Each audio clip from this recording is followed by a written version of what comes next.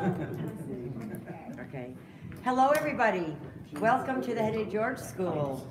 I want to tell you that this is our very first real community-oriented panel discussion, and it promises to be a lively discussion. For those of you who are new here, one word about the Henry George School and the philosophy is that we are dedicated to expanding the message that Henry George had, which includes social and economic justice. So talking about this Amazon deal is perhaps very, very apropos. Before we start, and Ibrahima, who is our Director of Education, will be the moderator, I just want to let you know that we are not political in any way, shape, or form. So that being said, please be mindful and respectful to the speakers. Don't interrupt them if you disagree, etc., etc. No shouting or no real fireworks. But other than that, have a enjoyable time. Hope you learned something. And afterwards, if you remember, you had to sign whether you were in favor or not in favor. No one did that? No. You did that. Great. We wanted to see. What your opinion was coming into this discussion, and then what it was coming out of the discussion. And as we go around, before we really get started, we'll ask you to write favor, in favor, not in favor, undecided. And then when you leave, we'll ask you to do the same thing, so we can see whether our very influential panel here has made an impression on you. What are we in favor of? We're in favor? Very good point. The Amazon deal, whether you were in favor of it or against it, or you didn't care, you didn't have a decision one way or the other. So thank you very much. I'm going to turn it over to Ibrahim, and let's get the show started. Okay. How do I? Okay.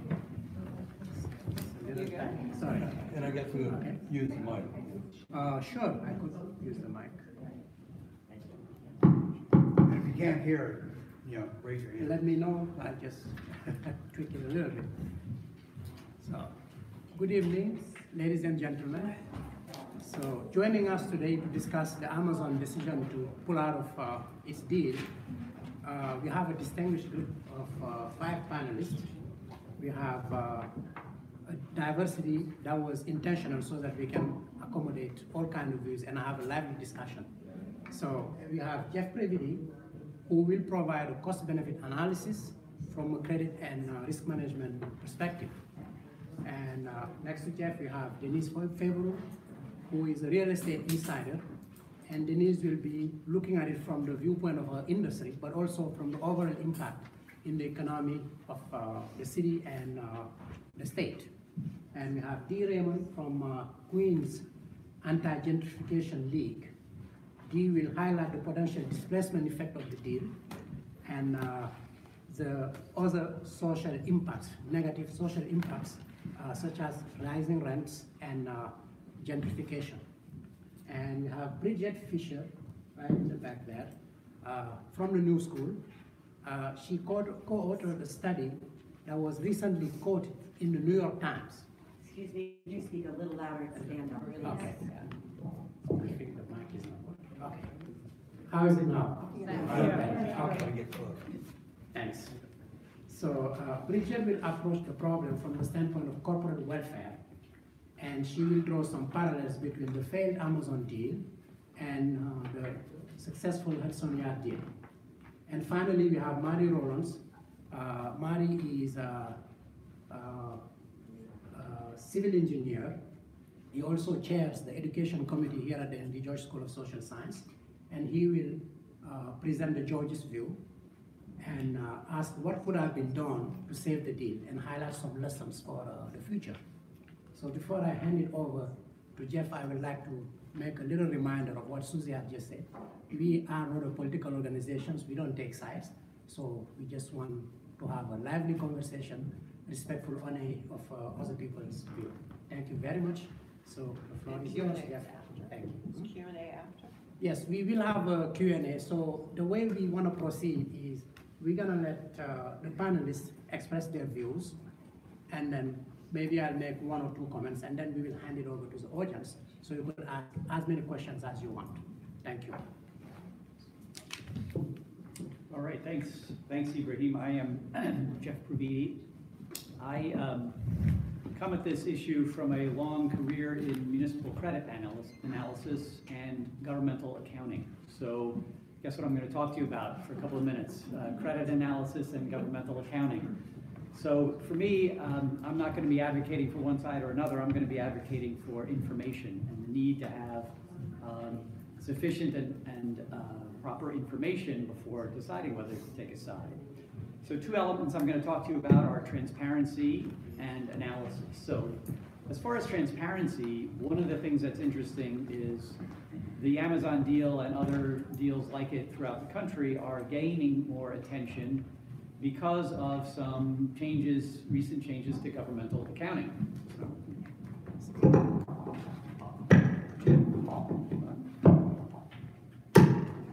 Okay, that's better. Yeah. Okay.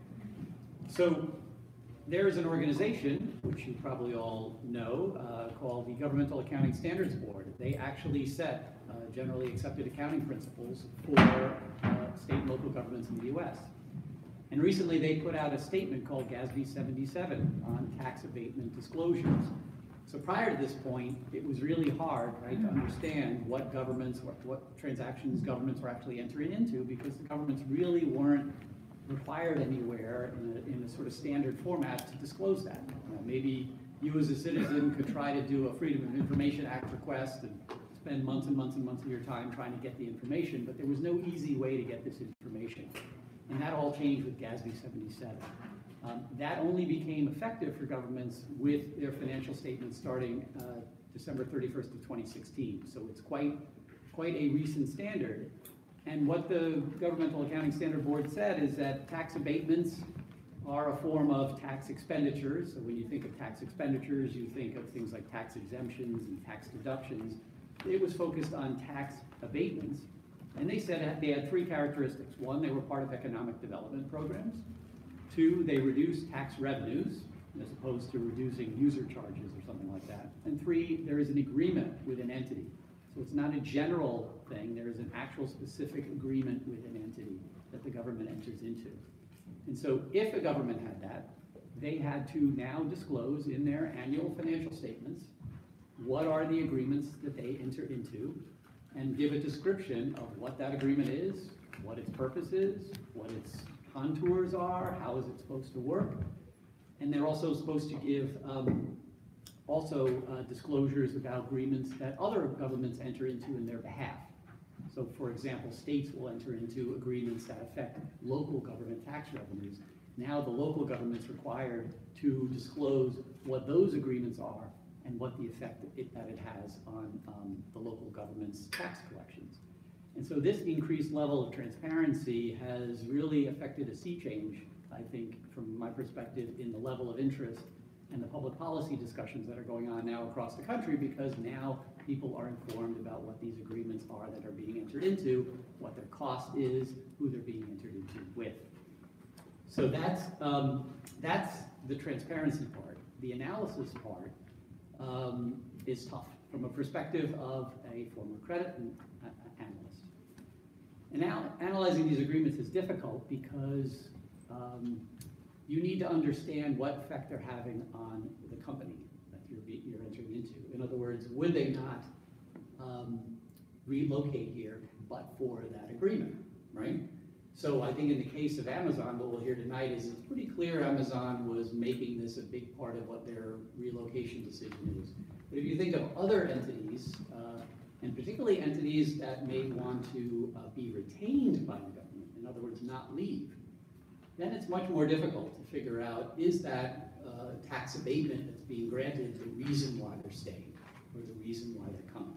Because if they would come anyway, or they would stay anyway, then it's lost revenue to the government, right? So trying to get inside the head of that entity is tricky, because obviously the entity doesn't want you to know whether that's the reason why they're coming or staying, generally speaking.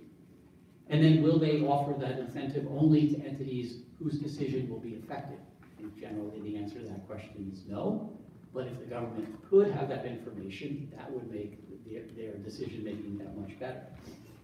And then, will governments, are they willing to raise taxes on non-abated properties?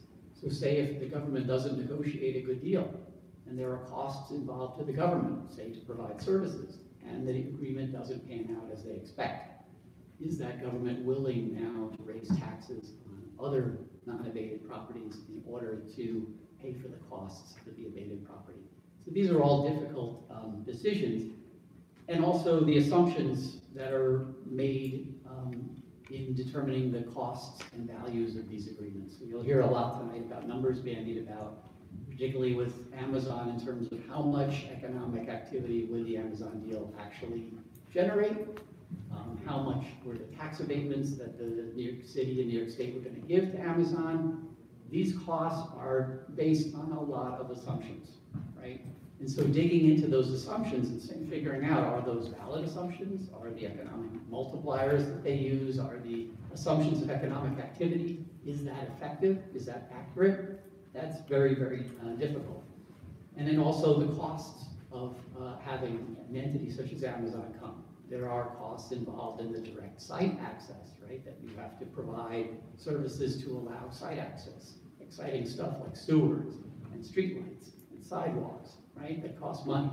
In addition to the indirect services like transportation and housing, all of those have costs that are involved for these agreements that need to be factored into the overall discussion. The last thing I'll talk about is resources necessary to implement. So when you're thinking about governments, in my experience, the resources necessary to implement these agreements are not necessarily there for governments. So if a government enters into an agreement where they say, okay, you give X jobs and you'll get Y tax credits, does the government actually have the resources to follow up every year and say, okay, you were supposed to produce 500 jobs. Did you produce 500 jobs? I would submit to you that the answer for a lot of governments in the US is that they don't. They simply take it on faith that the entity that they entered into the agreement with is going to do what they were supposed to do, because they simply don't have the resources to track those factors. And that to me is a big issue for governments, because I think some of the things that we found in terms of disclosures of that GASB Statement 77, there's been, in some cases, some pretty sparse disclosure. And I think one of the reasons for that is not that the government simply wants to violate accounting rules and doesn't want to disclose, it's that they just simply don't know. They don't know how many jobs have been created. They don't know how, what the impact has been. And so they're unable to disclose it. So I think part of the discussion here tonight should be that, when governments effectively negotiate a transaction and have the resources necessary to follow up on an annual basis, then I think in those cases, the likelihood of there being good outcomes for the government are much more possible. But in cases where they don't negotiate effectively, and by that I mean they don't make the tax abatements incumbent on the economic activity, so they're not saying, which a lot of governments don't, if you don't create those 500 jobs, you don't get the incentive. If they are not good negotiators, or they don't have the resources to track, then those agreements are more likely to not serve to the benefit of the local governments. So those are my intro remarks. And next goes to... Should be Well, I'm next? Yep. Oh, boy. Surprise. All right. Okay, cool. Yeah, let me grab that mic. Yep. I'm a musician, so I know how to, Good. I'm good with microphones. All right. I guess I could just, all right, so I don't really do talks, just FYI. I try to put a coherent thing together. It might not be. If it's not, we can clear it up in the Q&A. And I wanted to clear something up. So I guess I'm on the event flyer as an activist. I just want to be clear about something that it's an interesting word. I'm just a working person I'm fighting for my own livelihood. I'm part of a collective of other people who are just like me. I I think most people in this room probably have similar interests and should also be engaged in that kind of political work. So I don't think that, you know, engaging in political work makes you an activist. It just makes you a person, like a normal human being. Maybe maybe it's like an American thing. I don't know. I think in the rest of the world, I don't know if they have activists, but I'm not well traveled. But okay. So we're gonna talk about Amazon. And we want to talk about Amazon in a way that we understand it not as an isolated proposal. It has to be looked at in the context of luxury real estate development and speculation that's currently taking place in New York, which has resulted in property value increases, rising rents, tenant harassment, evictions, mass displacement, the expansion of police violence into poor communities, mostly Black and brown communities, almost 100,000 homeless people, the privatization of public housing, the closure of small businesses, and many other effects of gentrification. So there's a context, right? And Amazon proposed to bring several thousand high-paying jobs, highly paid individuals, and generally wealth into Long Island City, which is currently being developed into a tech hub and a city within the city, which is being described by the Long Island City Business Improvement District.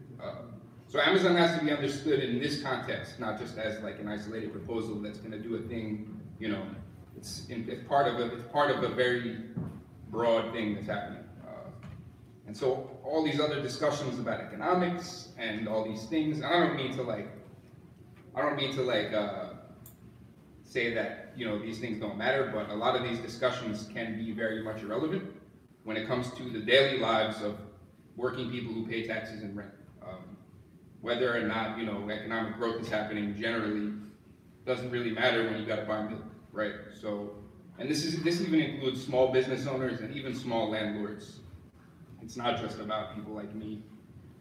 So I guess I'm just going to go through several key points that I think would lead one to the understanding that Amazon was not going to be good for the vast majority of working New Yorkers.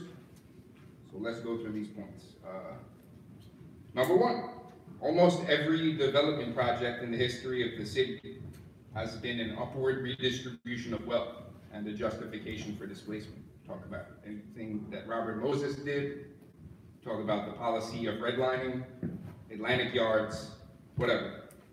Under neoliberalism, and especially Bloomberg and de Blasio recently, this has become even more apparent that it's an upward redistribution of wealth, as most of the new real estate development projects are essentially vertical gated communities, where you have a luxury real estate building with a pool, a pet place, a gym, and a supermarket, and it's all in the same building, right? It's a gated community. So this is what's being built. And Amazon, so point number two, Amazon was the apex of this process, right? It's part of an attempt to create, Amazon is part of an attempt in Long Island City specifically to create a techno-financial playground. It's not meant to enhance our city. Long Island City is being eyed as a tech hub. With or without Amazon, there are several development plans underway. We talk about the Brooklyn-Queens connector, which is a luxury train car that's meant to connect Queens and Brooklyn along the gentrified waterfront. There's a rezoning proposed of the area around Queensboro Plaza for Class A office space for tech. And they want to develop Sunnyside Yard into a new neighborhood of over 20,000, mostly luxury real estate units. And all the evidence points to all of these projects only resulting, like literally only resulting in displacement. They're not going to result in anything but displacement. Another point three.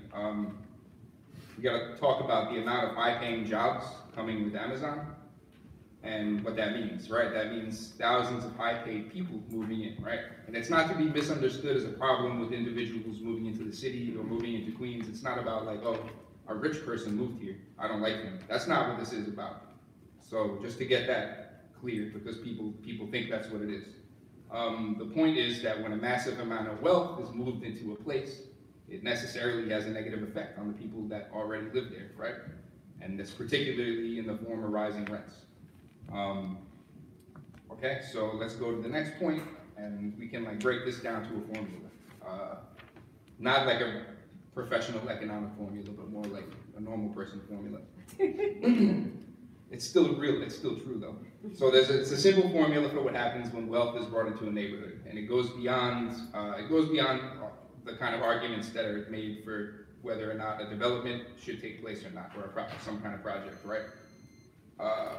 When wealth comes into a neighborhood, whether it's in the form of luxury real estate, tech capital, a mega stadium, or any such development, Hudson Yards, for example, we've seen all of these things happen across the country, right? It makes property values rise. So let's talk about this. When property values rise, taxes go up as a result, because the property taxes go up. So the taxes go up, and then the landlords raise rents. And then when the rents go up, people can't pay rent, and they're displaced. And other things that come along with that. Not being able to pay rent causes a lot of problems. It's not just about that. It's a lot of health issues and stuff like that. So, where was I? I'm reading, so I have to find my place. Really well. So main point here, nothing outside of strict rent laws can stop this process from happening. You can't just, okay, we're gonna have this many jobs, or we're gonna give this many units of affordable housing. None of these things have any effect on this process. And so, for example, we know that these jobs offered by Amazon, whether or not they were gonna be for, our kids, or us, or the people living in the Queensbridge projects, whether or not they were meant for those people, there would still be displacement as a direct result of Amazon coming here, because there would be a net loss of affordable housing due to property values going up. Okay, last point. Basically, it would take a historical amnesia to think that this kind of development would have done anything good for people who live here and make less than $100,000 a year. And I mean, I could go into all the projects that have happened and the developments that have happened over the past 10, 15 years, 20 years, but I would challenge anybody in the room to tell me an example of a major development project that hasn't led to displacement in New York City. Go for it. That's it. Thanks. Oh. Thank you.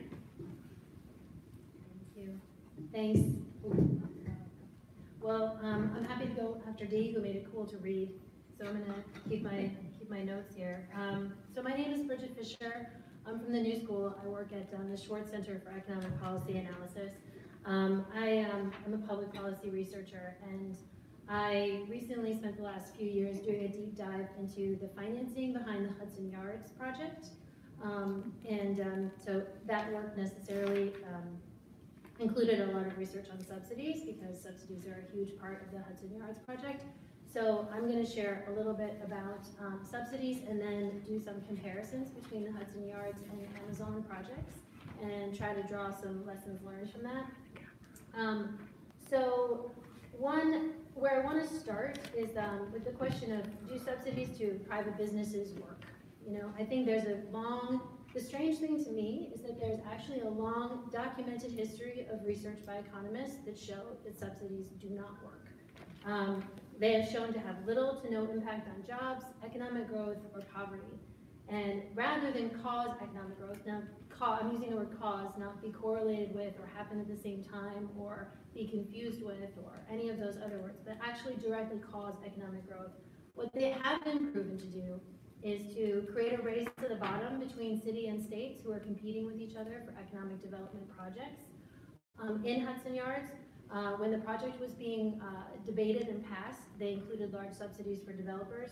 The director of the OMB at the time, Mark Page, justified the need for the subsidies by saying, developers in New York are accustomed to receiving tax breaks and felt entitled to them.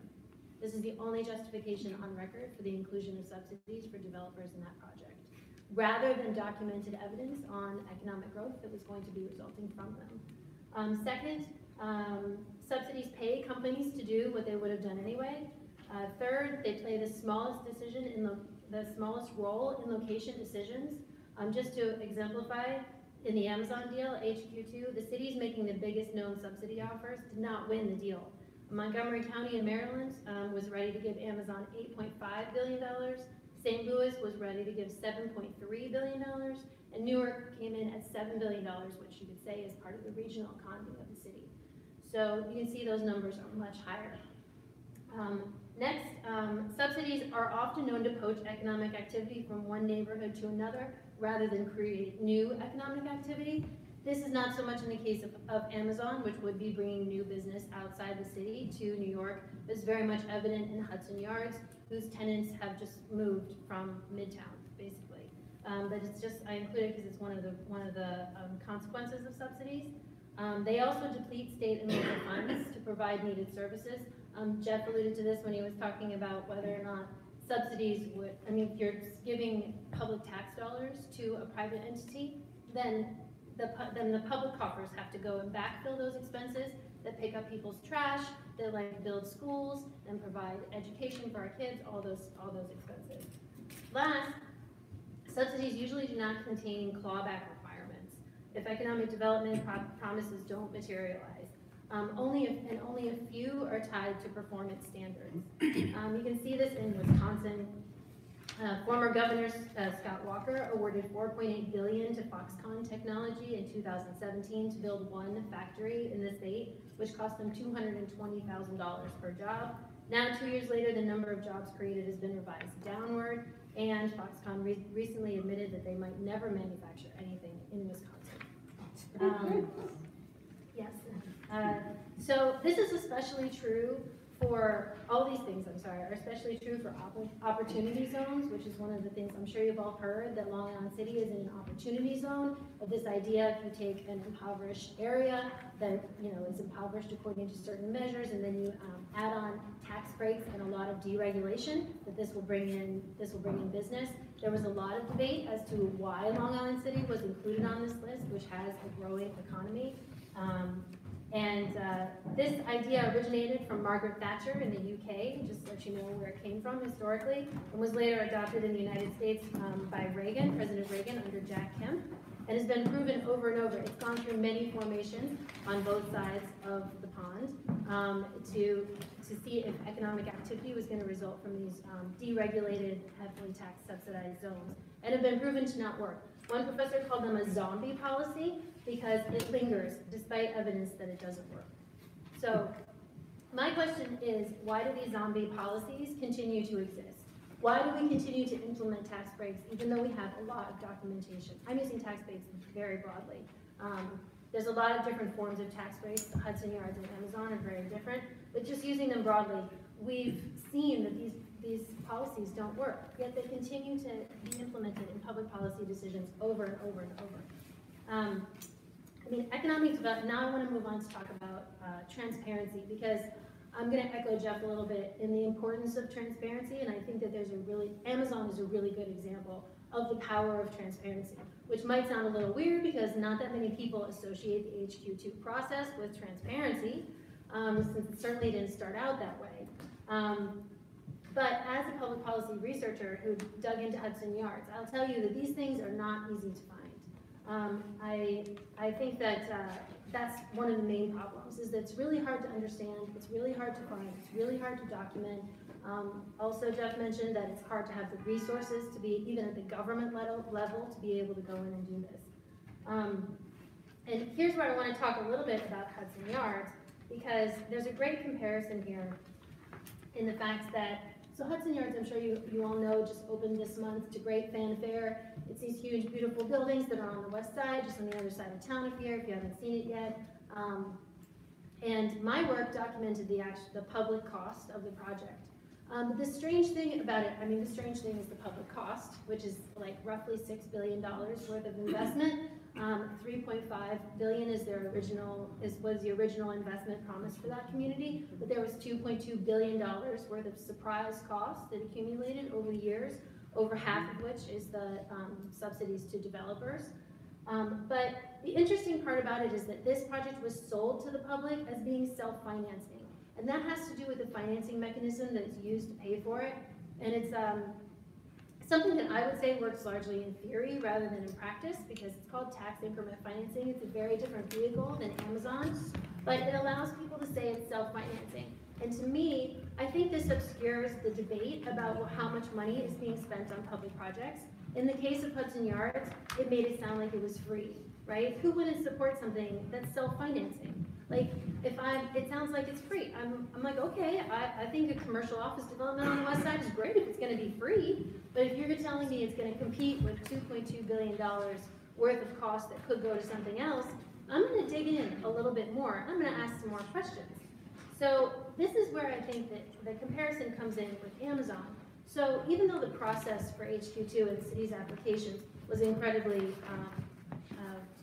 was incredibly oblique to say the least, once the deal was announced, people at least did have some understanding of how much this project was going to cost.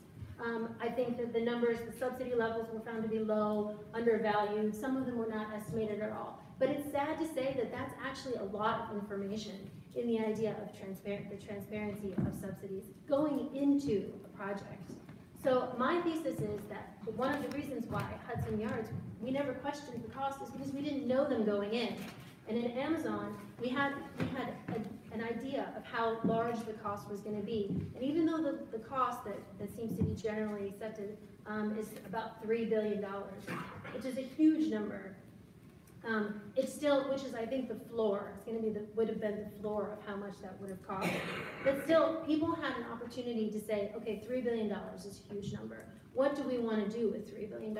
Do we want to pay the world's richest man to come in and build this facility for $3 billion? And I do believe that that had a lot to do with the community's opportunity to organize and ask hard questions. At the very least, we don't know what would have continued to happen because Amazon pulled out of the deal. But we did see this huge response, which would have been very interesting to see how it would have played out. But the concept behind this panel was Amazon's retreat good for the city? My answer would absolutely be yes. Because I think, I mean, there's very many angles to go at that question, but from my perspective, I think it showed us what we can do if we know about the subsidy cost going into a project and have a real opportunity to weigh the costs and benefits of how we want to spend that money. I know that GASB 77 is a boon because it allows us to see like how much these development tools actually cost, but unfortunately they're after the fact. So that's after the money is already spent.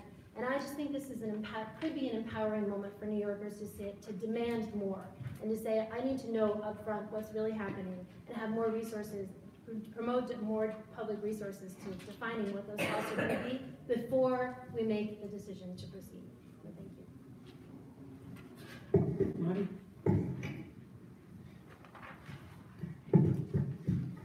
So let me start off by just saying that I like what Bridget had to say in terms of the deal could have been good. Let's see the money.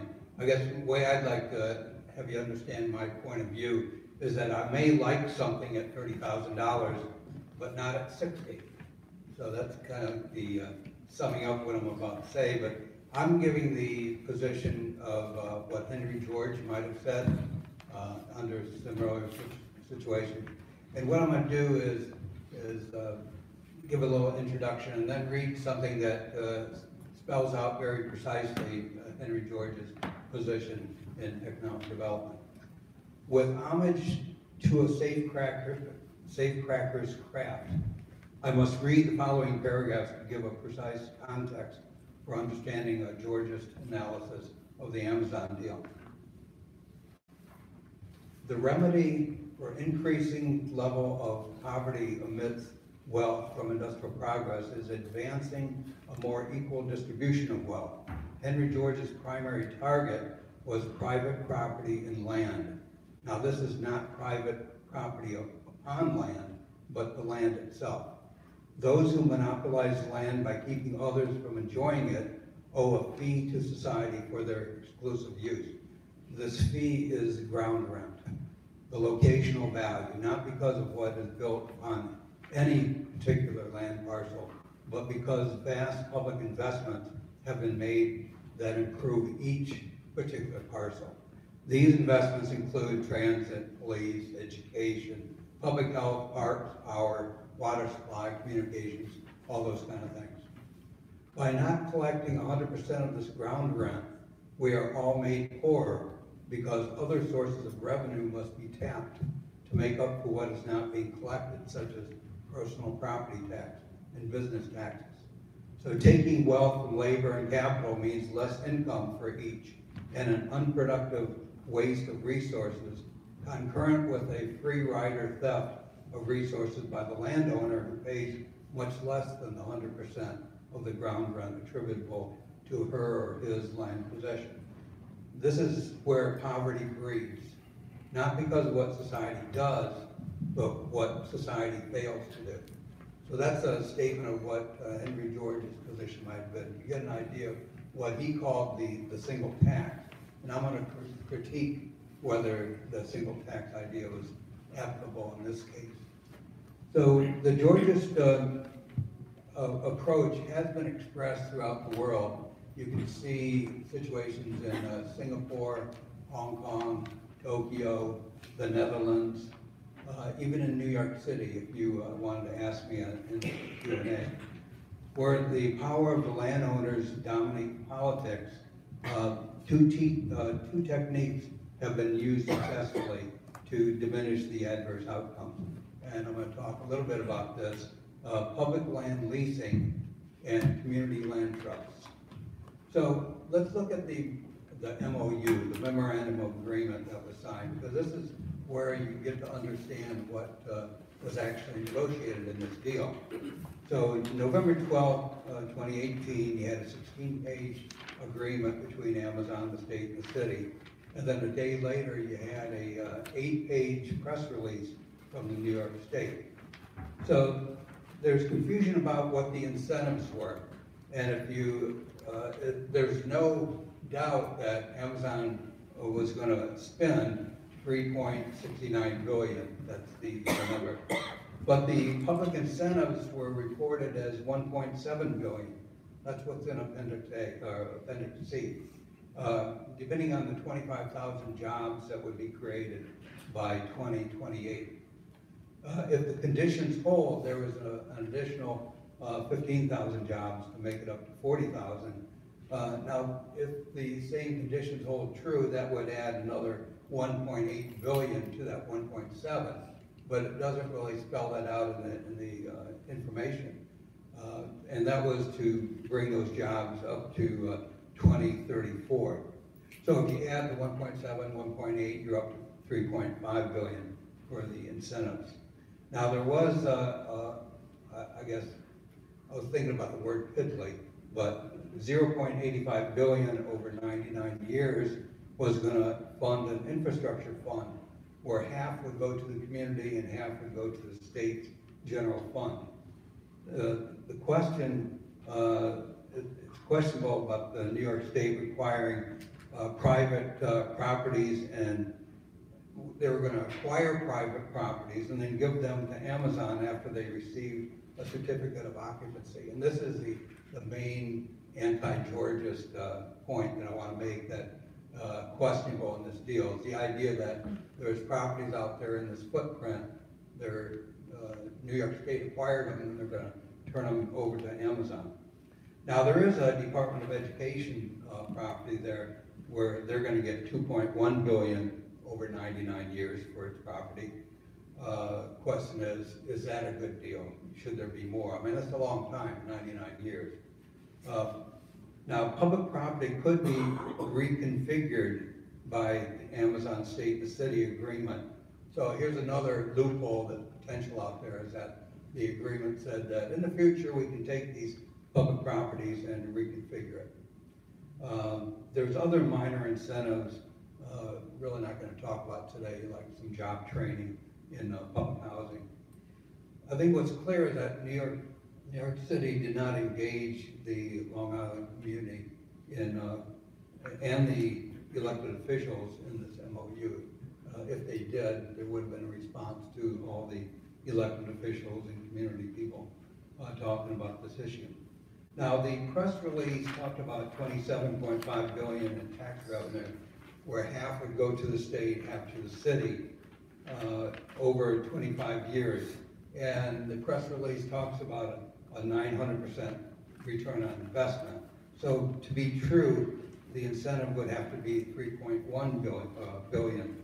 So the question is the incentives 1.7, 3.1, or 3.5? You know, being an engineer, you know, there needs to be some kind of precision, you know, you have like a recipe and you're trying to build, make a cake and you forget a key ingredient, you know what's gonna happen. So one of the things that's left unsaid, and I think Lee brought it up, is that the apartments and house rental rates would increase dramatically. Some of these homes have been occupied for decades. So looking forward, and this is the main point I want to get across, because these deals are going to be coming up more often now. I mean, so the land in Long Island City is not going to stay vacant forever. Probably going to be another deal within the next months or years. Henry George would say that 100% public land leasing, to the extent possible, the land underneath a development like this should be publicly owned so that you could get the leasing. We should look at the negotiated amounts, like what I just said.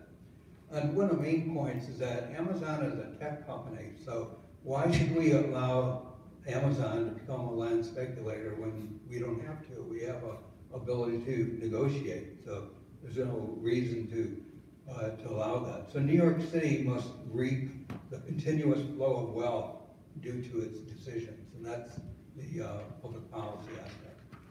Now, community land trusts are an important part for affordability because what they allow is for perpetual affordability. Make homes for those under the average median income permanently affordable, where the community land trust is the landowner. And this is not the 421A tax break that's given developers for luxury apartment developments where 20% of the units are temporarily affordable. The future deal must link the number of community land trust units to any incentives. That's the rationale for those two items. I did want to finally say that rental increase have some moratorium. For example, rental rates frozen at the rate 12 months before a deal is signed. That might be a good way of going. So to close out on something right out of Henry George, it is immoral for some, and his Henry George saying, a dog in the manger, to profit on the backs of others, adding nothing to earn their increment in land value from investments that are made by the government. So I'm not necessarily against the deal. I think, like I said at the beginning, if I want to buy something for $30,000 and all of a sudden now it's 60, I think I'd think twice. So that's what I had to say. Finally, Denise. Gee, thanks. Interesting, I'm the last one to go since I'm a supporter of the deal. And I'm happy to see that some of my stats are matching with what you just reviewed. Interesting, I'm sitting next to Dee, so here, let's shake first.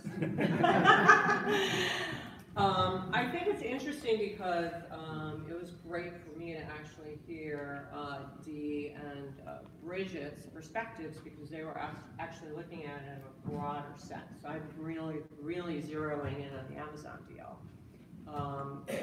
My points that I'm going to make, where you were looking at the larger issues of displacement, the larger issues of subsidies, which, yeah, that's a big problem that's happening across the country.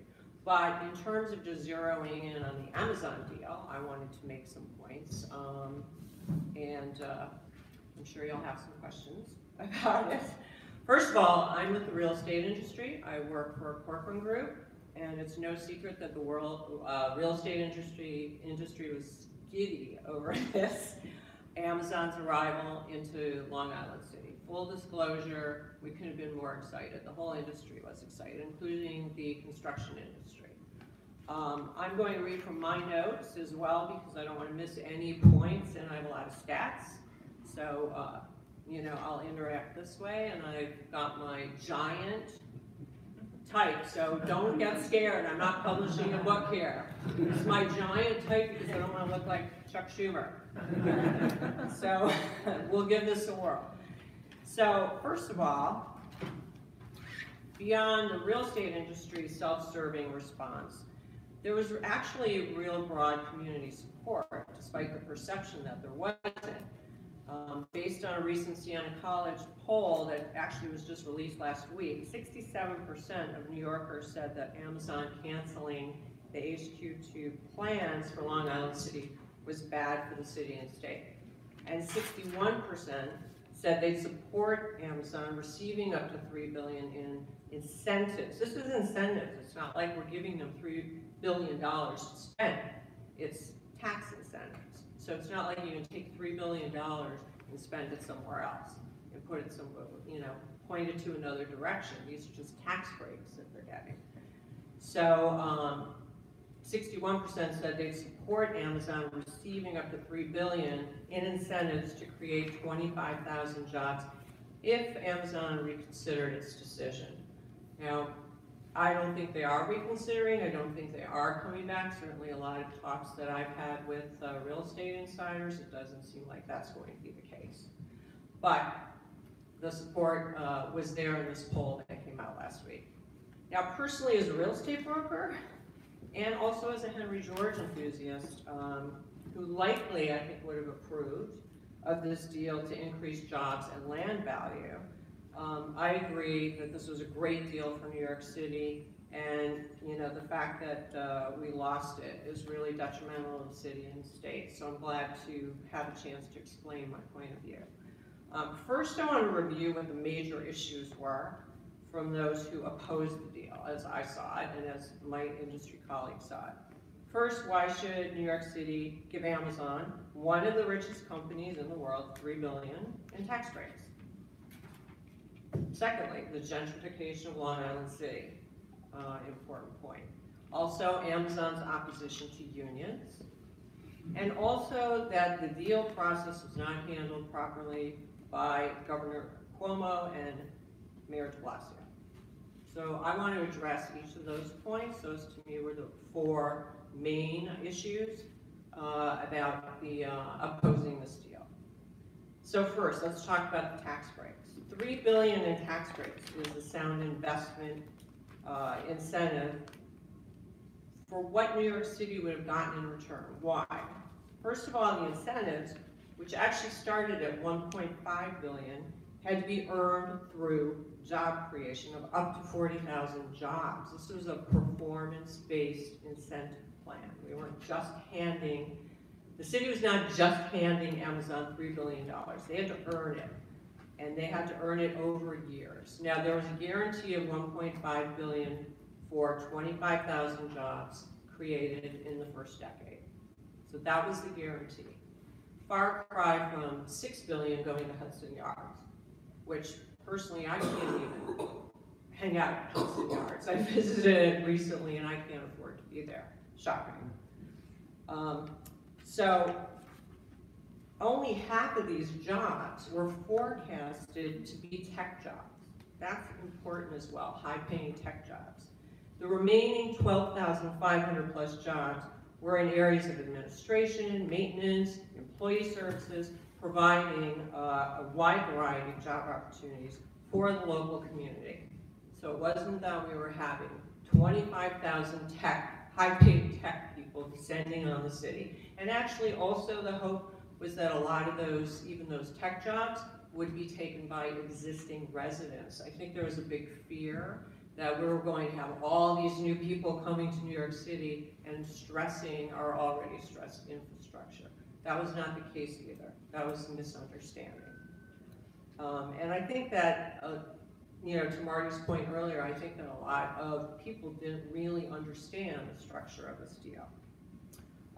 Next, Amazon was projected to generate $27.5 billion in state and city revenue over 25 years. That's a 9-to-1 ratio of revenue to subsidies. And as Governor Cuomo said it, I would do that math all day. That was a lot of money coming into New York City's economy. And although Amazon had the right to take advantage of the new Opportunity Zone federal tax break program, the company announced that they would not pursue those additional tax breaks. So I know there's a lot of talk about the Opportunity Zones. That's a bigger issue in and of itself, especially, I think to Dee and Bridget's point that Long Island City was designated an opportunity zone for some reason, but Amazon was not taking that federal tax advantage.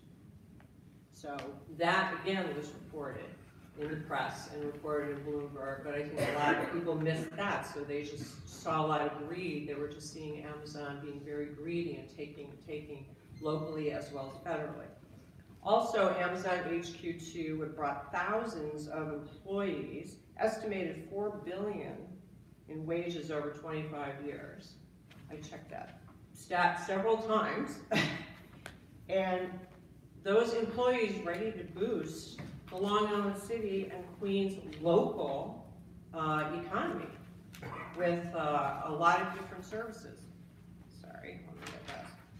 And small business workforce who would service thousands of employees with like coffee shops, child care services, delis, pet services, salons, restaurants, cleaning services, catering services, bakeries, gyms. And I go on and on and on.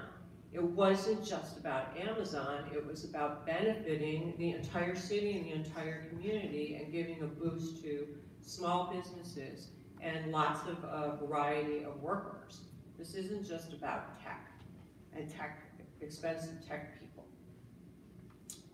Also, just from a corporate standpoint, construction and business supply services as well would have benefited. Any businesses that service a corporation from a business standpoint would have benefited as well as the small businesses and other workers. Amazon agreed to invest $5 million in the city's infrastructure improvements and create new green space in Long Island City.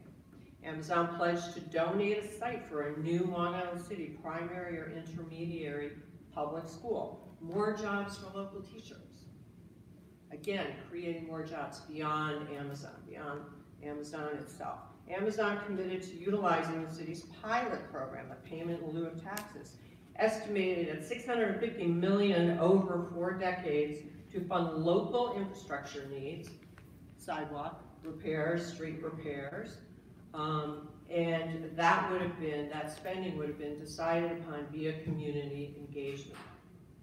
All of this has been disclosed publicly. The growth of the tech industry, and I think this is so important, the growth of the tech industry in New York City is so important to diversifying the city's economy. We need a more diverse economy in New York City other than Wall Street and real estate. Because when the market goes bad, recession hits, Wall Street tanks, we need those tech dollars that really don't tank even through down times to keep pumping money and pumping dollars into the city to keep our city strong. So I also just think from that standpoint, just diversifying the city's economy and getting us away from where we've been forever with relying on Wall Street and the stock market and real estate development, actually. So the other second very important point, gentrification of Long Island City. Long Island City's housing market was already booming before Amazon even planned to bring their HQ to here. More apartments, 12,000 apartments, have been built in Long Island City than any other US neighborhood since 2010, and that was news to me. And I'm in the real estate business, but that's pretty shocking. So this was even before Amazon even announced coming to the city. It was well on its way to, if you want to use the word gentrifying, I'm going to use growing instead. In 2000, the average price of a Queens neighborhood condo was $159,000. In 2017, a year before Amazon announced their deal, the same condo was selling for more than 5 times that amount. It's well on its way, way before Amazon even made this announcement. Last year, 2018 leasing activity in Long Island City totaled 742,000 square feet. That's the way we look at it. That was a 93% increase versus 2017. So this hyper development in Long Island City was going on way before Amazon. So that shouldn't have been a reason to kill a deal like that. The Long Island City condo market will continue to grow despite Amazon's departure from New York City. It's just due to its close proximity to Manhattan and its easy commutation with ferries and subways. And it's just going to keep, it's the nature of New York City and all of the neighborhoods that are around. Look what happened in Williamsburg. That had nothing to do with Amazon coming to the city. You can ask me a question later. Well, just because I'm responding. Sorry. it's not Yeah, that yeah. bad. Oh, I'm sorry, I thought you wanted, No, I thought you no, put your no. finger out. Okay. Also, large sections of Long Island City are considered state opportunity zones, which is actually questionable, and Bridget brought it up, but that's now going to attract even more developers. That's a new federal tax law, not local. And that's going to just bring more and more developers, Amazon or not, to Long Island City to take advantage of this new federal tax law. So killing the Amazon deal may have slowed some hyper-growth of real estate development, but it's not going to stop the continuing development of Long Island City and the other surrounding Queens neighborhoods like Sunnyside, which was mentioned earlier as well. The next point was opposition to unions. Interestingly, unions were divided over the Amazon HQ2. The SEIU, which is an influential local that represents over 163,000 property service workers, supported the deal. The Building and Construction Trades Council also supported HQ2 due to the many construction jobs that it would create. The union opposition to HQ2 was led by the Retail Wholesale Department Store Union. That is no surprise. The entire U.S. retail industry is experiencing lost business to Amazon. So we're all fighting it. The entire retail industry is fighting that across the country, not just in Manhattan, and not just Long Island City. Online shopping, it's taking over. Just like took over book publishing. So how many bookstores do you see anymore? So that's really wasn't a New York-centric or a Long Island City-centric position. And though Amazon was unwilling to remain neutral toward the Staten Island warehouse unionization effort, they were open to discussion, as they are now doing in Crystal City, Virginia. So yes, they're not union friendly, but they did not have every single union in New York City opposing them. So, final point that I made earlier, the lack of transparency and community involvement in making this deal. Agreed. I have no argument for that one. Totally agree. This process was so mishandled, and but the anger over how the process was mishandled should not kill a deal that would have enriched the city's economy and residents in so many ways. And I think such egocentric comments like Mayor de Blasio's, you have to be tough to make it in New York City, and AOC's, today we brought down Amazon and one of the richest men in the country and fought against corporate greed, are just short-sighted and irresponsible. They're putting political interests ahead of the city's economic future and best interests of its residents. So my summary is, it seems that many of the community and political critics did not really fully understand the details and structure of the deal, from generating tens of billions in new tax revenue to creating good paying jobs, to guarantee work for thousands of construction workers, to supporting the real estate industry and so many other variety of jobs that Amazon would have needed to successfully launch their headquarters here, to making our economy more resilient and diverse and less dependent on Wall Street. The upside far outweigh the downside for Amazon setting up their new headquarters here. Thank you.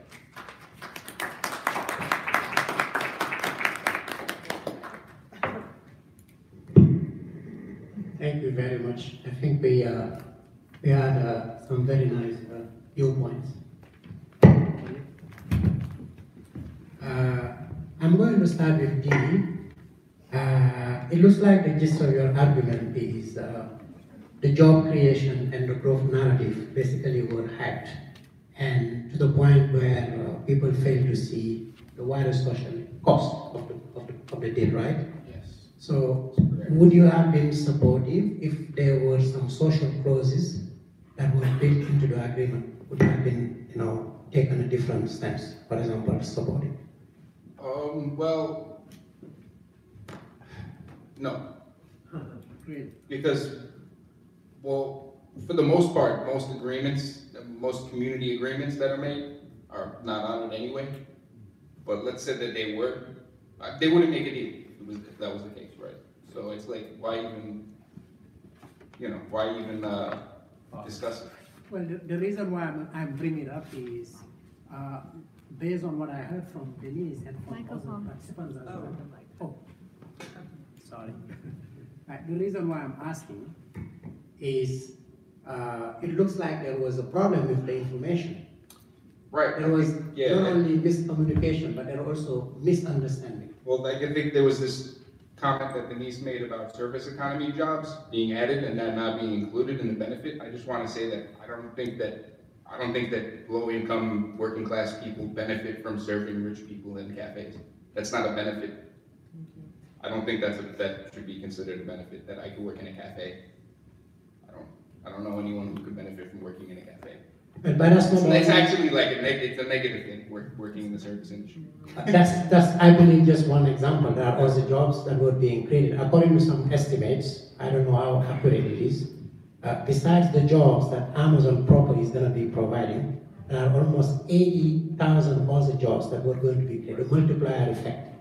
And they are not all blue-collar jobs. Right. Yeah, so it depends on how you see it.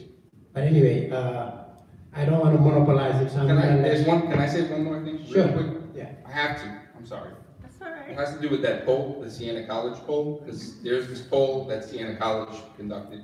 I just wanted to say that this is objective, I looked it up. The poll was made in English. We're talking about Queens, right? So the poll was made in English.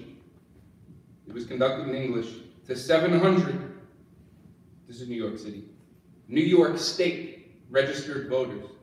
So the poll was done in English to 700 New York State registered voters. So that leaves out unregistered voters, that leaves out people like, a lot of immigrants, leaves out a lot of people, and it's New York State, so they call people upstate. And the methodology, this is a quote from Siena College. Respondent sampling was initiated by asking for the youngest male in the household. All right, just needed to say that. That's a good precision. Anyway, so I'm gonna let the panelists, if you have any comments on your co-panelists talk. So if you have any comments or questions, let's go ahead before we open it to the audience. Mari?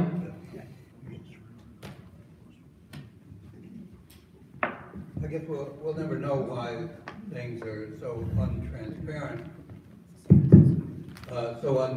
But I think the real estate deals of this sort, and especially Hudson Yards, which I think is quadruples anything we're talking about Amazon. But I think these deals, these are the currency of politics, and I think that's why there's so much unclarity, because if you knew, then you would know whatever was had to happen for the deal to be made. Now I'm speculating. I haven't seen behind any curtain, but I just suspect that there's got to be a reason why things aren't clear. Otherwise, it's like, well, here's the deal. Isn't this great? But there was a lot of untransparency. So yeah, I have a couple of comments just to talk about some of the subsidies and some of the costs, because I think there was some really good information that was bandied about, like in this debate. And one of the things that, so we have heard over and over again, it's $3 billion today for $27 billion tomorrow, right? Or over time. And I really think that $27 billion question, that $27 billion number needs to be questioned. So a lot of times we're handed economic studies that show this like the prediction of what's going to happen in the next 20 years. However, you know, there's a multiplier effect that's used to make these spreadsheets work. And I think that in Hudson Yards, we were told that the development was gonna bring in $40 billion each year once it's fully built out. However, that was considering that every single space and every single job and every single construction, every single thing in that community was full all the time. So that might very well be true one day. Every single space and every single job might be full and utilized to its like highest degree. However, it doesn't count for the fact that most of that economic activity at this point in time has come from Midtown. So while there might be a positive on one side, there's a negative on another. So I just bring up that example because we need to really question how these studies are done. We've really accepted this $27 billion number. And I'm not saying it's wrong because I don't know. I'm just saying I think that we need to have some more dialogue about what these numbers look like and how they're actually accounted for. Second is that this project included pilots. And one of the, I think that Marty mentioned that 50% of the pilot revenue was set to go for infrastructure that would be decided by a community. Well, in Hudson Yards case, they included pilots after the fact. They included discounts on the pilot payments after the fact. So once the project was already signed, all the legislators had voted on it, then they decreased the property taxes by 40%. And that happened a year after the package was passed.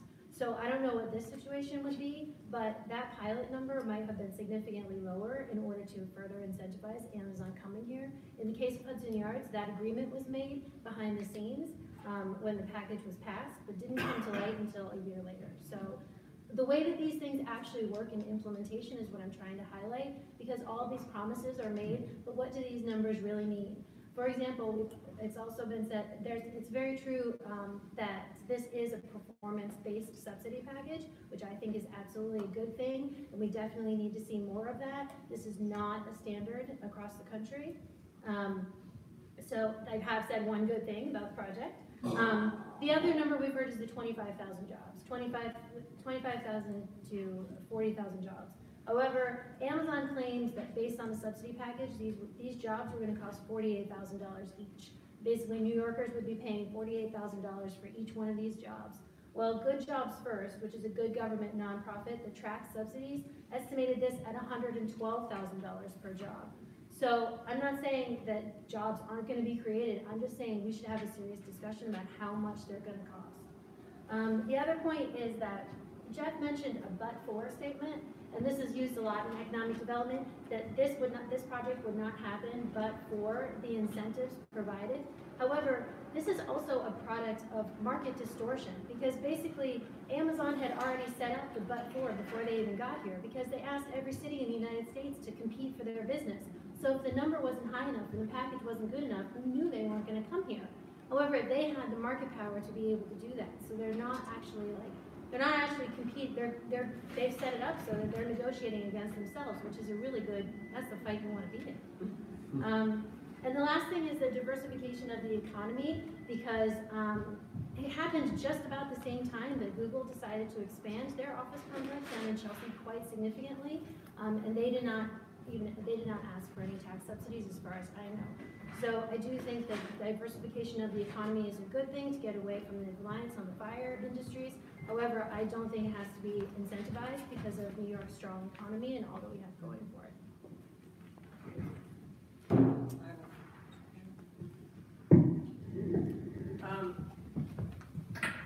Well, first, I just want to address Bridget's point that you just made. Google actually, first of all, is all tech jobs, whereas Amazon is a company that has film, TV, books, food, music, and retail. So it's a much broader variety of a company than Google, which is really straight tech. Secondly, there have been a lot of articles about Google setting up anonymous LLCs to make their real estate deals, and they have anyone in the deal actually sign non-disclosure agreements because they are also getting incentives. It's just not public because they've been making these deals through anonymous LLCs.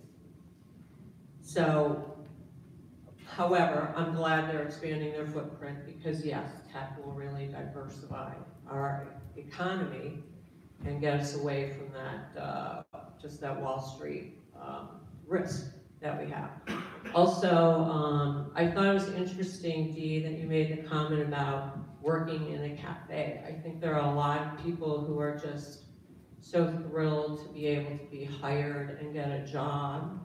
And I happen to have a son who works in the restaurant business, and I do not look down on that at all. I think it's a really hard job. And I think that I have a lot of respect for service workers. And it's not just service workers who are serving the rich. I think it's people working at the new Amazon HQ2 were going to be custodians. They were going to be HR people. They were going to be secretaries, if I can still use that word. There are a lot of different jobs, and the average salary was estimated to be $150,000. So you're going to have some people making $500,000. You're going to have some people making $40,000. So I just think there was just a lot of misunderstanding. But the other thing that really concerns me right now is that opportunity zone is not going to sit there empty. And Amazon was not going to take advantage of the opportunity zone tax breaks. So who's coming there next? And are they really going to offer all of the different services and all of the different jobs? And they're going to expect tax breaks as well. New York City is a very expensive business city to do business in. And they took $3 billion from New York City instead of taking, what did you say somebody offered, $8 billion? Another city. So they weren't just going for the money. They weren't just going for the high tax breaks. They actually took the lowest bid, and their starting bid is $1.5 billion. They only get that $3 billion if they create 40,000 jobs.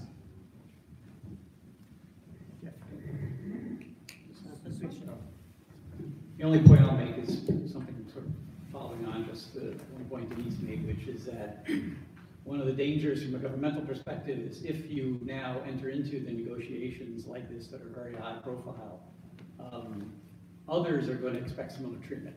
So you now run the risk, if you're a government that's tax base is now in play and you offer incentives, you have to be careful, right? Because homegrown industries now are going to come to you and say, well, you were going to offer them X dollars per job. I want X dollars per job, right? And am I not important enough to you? And I'll take my jobs elsewhere. And now you have another headache. So there is a cautionary tale, I think, embedded here that once you start entering into these deals, and I'm talking about not just from the winners of Amazon HQ2, but the losers.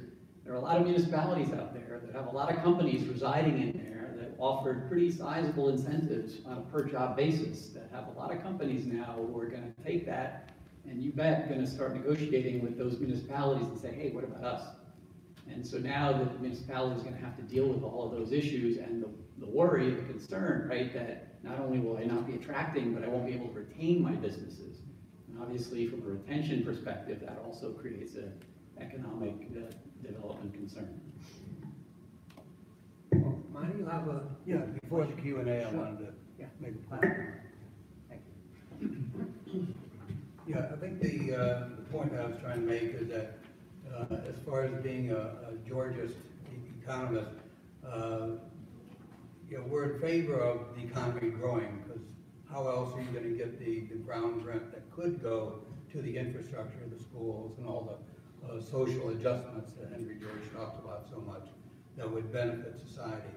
I want to make sure that we don't leave this room without understanding that Henry George's single tax may not be appropriate in this situation, in this point in time, but there's very relevant and appropriate techniques, like I mentioned, the public land leasing, the community land trust, that are second best solutions in a Georgist framework. So we shouldn't let that go as we're looking at these deals coming up. Like, how can we make them better? Because as an organization, we like to see a vibrant economy. I think most people like to see that. It's a question of, are we getting, who's negotiating for us? I guess that's the issue.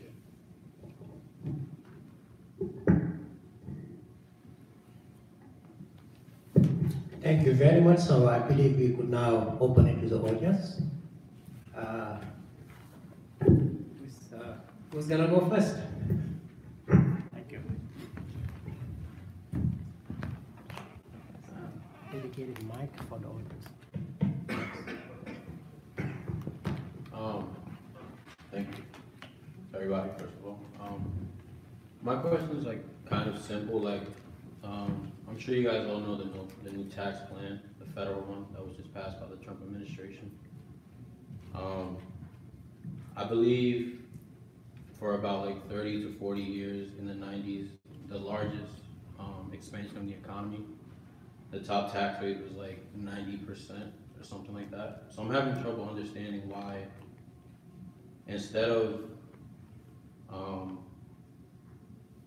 like taxing companies more, so they keep their money in the business and grow it that way, hire more people, why are we focused on like giving them tax breaks? Because I just read not too long ago that Amazon made like $11 billion this past year, and they didn't pay any federal taxes.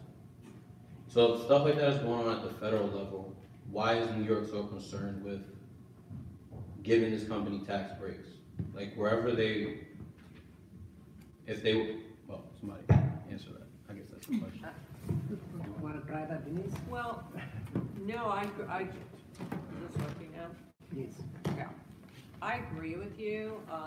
The whole idea behind the tax plan, the Trump tax plan, was to give money back to corporations so they would hire more.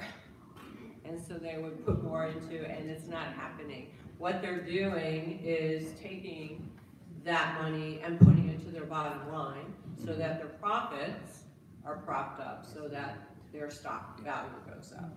So I wasn't for the new tax plan at all, and now but I was hopeful that maybe that would work and it would stimulate, you know, companies hiring more and more people, but it's not happening. It's just going to their bottom line. Yes, the other thing that need to be added is that's what happens when you give a tax break without any performance requirements. And as Jeff said, it's not just necessary to have it on the fine print, but also you have to be able to track it to make sure it's being implemented. Because if that doesn't happen, you end up having all that money that is saved by the companies ending up in the stock market, buying back their own shares. It's very important. I think it ties into what Bridget was just talking about. If you have, you want to add something to that? Yeah, and I can talk loud.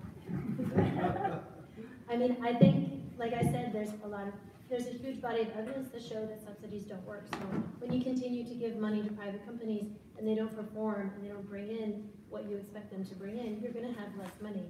So I'm just bringing in the public side of it, and you guys were talking about the private side, how private companies deal with their bottom line, but how governments deal with their bottom line is an issue here too. Because if you're not getting the rewards for the subsidies, then you just have less money to work with. You just have less money to pay for city government. Thank you. And I can't let the Georgia's point of view escape, because all these measures are secondary in Henry George's point of view, is that if we don't collect the ground rent that's being generated, then we resort to other measures that are unfair. Real quick, I think that like this question of why these things happen, it's not an economic question, it's not a technical, it's a political question, right? So you can't really answer that question without politics. And the political answer to the question is that the reason why corporations give subsidies is because they own the government, right? And that's it. I mean, at the end of the day, not on an Illuminati type kind of thing. I'm not one of those types. On this, we agree. Very good. So, another question? Anyone else? Maria there? Got one right now. Right there, second line. Thank you.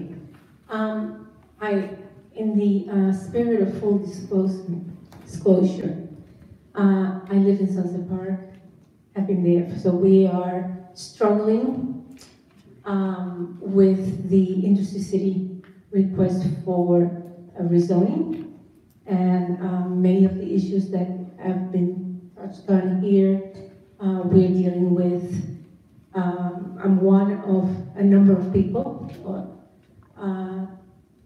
that have been educating the community in a number of the economic aspect of this, the social aspect, because we, like many communities in the city that are facing huge amounts of displacement, have had really bad schools where people haven't been taught to think critically or even read beyond maybe a 6th grade level if you're lucky.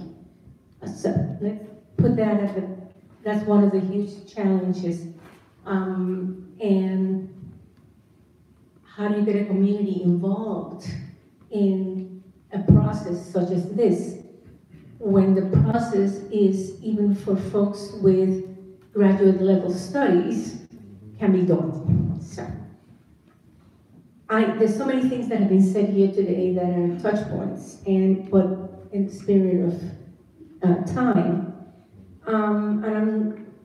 so opportunity zones that come with tax breaks, and I was thinking, well, why not take the federal tax break and leave the city and the state money alone, and let that money sit there for schools, for clinics, hospitals, for the other things that are needed, not just by the people coming to work at Amazon, but also by the residents of public housing that do not have access to good quality schools or to good health care.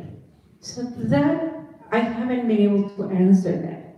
And I'm going to just throw in another one in before I can do it at the end.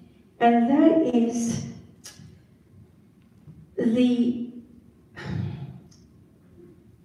money, the quality of the money coming into all this development. In Sunset Park, it was an industry city that started displacement. Somebody said displacement in Long Island City started before. But there is an accrual, because it's not an isolated thing. In Sunset Park, it started in the early 90s.